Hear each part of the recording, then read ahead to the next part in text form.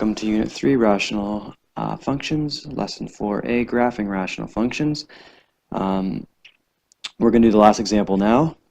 So, here we go. We've got a quadratic over a linear function. So again, step 1, we always factor first. So here I'm going to have h of x is equal to x minus 5, x plus 2, all over x plus 1. All right, there we go. Step 2, look for common factors. There are none. So step 2 and step 3, we can go right ahead and ignore. There's no common factors, so there's no simplification.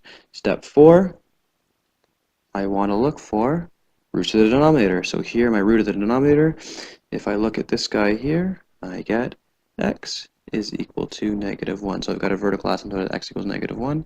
So right there. Step 5. All right, here we go. So step 5 says find the horizontal asymptote. But Mr. Wills, there's no horizontal asymptote. Absolutely true, because the degree of the numerator is greater than the degree of the numerator. So here we go. That means I've got an oblique. Now, why do I say it in such a low voice? Because it's a bit more work. So how to find the oblique? We're going to divide the numerator by denominator. But again, this is a linear on the denominator, so I can actually use synthetic division. So here we go. The root of the denominator is -1. The coefficient's up here, so I've got a 1, I've got a -3, and I've got a -10. So I'm dividing x squared minus 3x minus 10 divided by x plus 1. Synthetic division, bring down the 1. Multiply -1 times 1 is -1. Add these, -3 plus -1 is -4. Multiply -1 times -4 is 4. Add them, here I get -6. So my oblique will be y equals, this guy here is the x, and this guy here is the constant, so it's going to be x minus 4.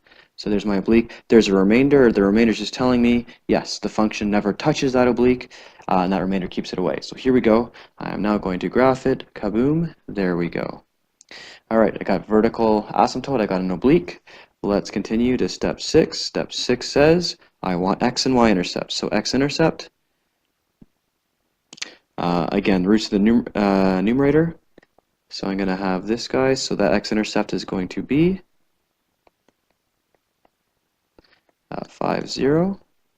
And the other x-intercept from here will be -2, 0. So I'm going to plot those. Here we go, 5, 0, so right here. And I've also got -2 zeros right here. Y-intercept.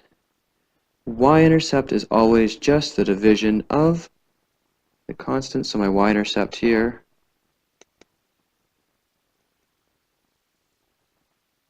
will be -10. Since it's going to be -10 divided by 1. So -10, so right down here. All right, ready to graph? Not really.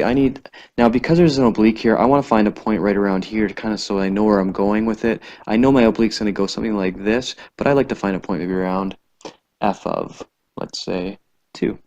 So step 7, I'm going to find f of 2 just so I can graph that. So 7. I do f of 2, plug in my calculator, I get -4. So I can actually plot this. So I would suggest 3 points when you've got an oblique, just so you can see what that's going like. So there it is. Oops, -4, not -3. Let's move that down. There we go. All right, perfect. So now I can graph it. Here we go. I'm just going to connect the dots. Not very good. Let me retry that. Here we go.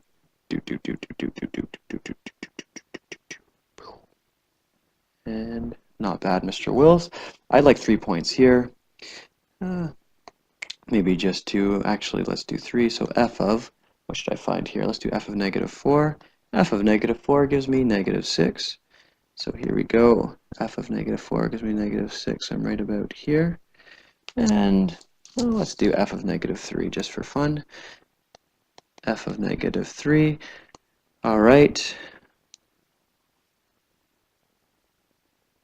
8 over -2, so it's going to give me negative 4. So here we go. Beautiful. So I'm just going to connect those dots, follow the asymptote. Let's see if I can do this. Oh, not bad. And there it is. There is my rational function with an oblique.